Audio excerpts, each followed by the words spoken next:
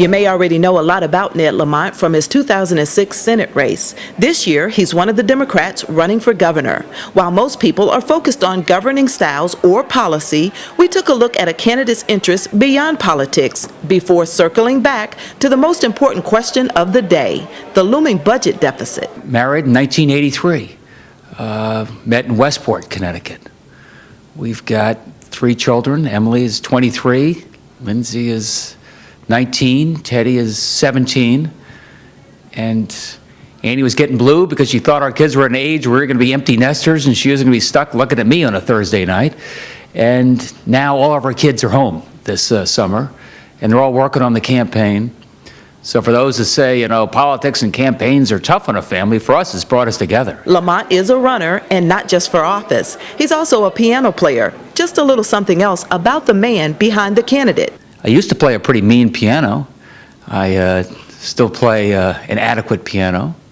I find it cheaper than a therapist and just as soothing. I did a lot of running, not for office, but I found a great way to clear your head. Did a marathon, did some half marathons.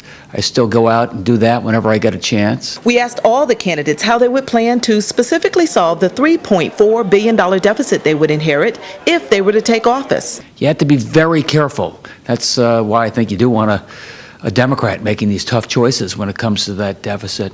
But you also got to keep faith with the taxpayers. And they don't believe their money is being well spent, and I don't blame them. And I'm going to go through this budget very sharply. I look at management. I look at the different layers of management bureaucracy, and we're going to make some real changes there and some real efficiencies. You start at the top. You start with a governor who says, I'm not going to collect a salary until we have an honest budget.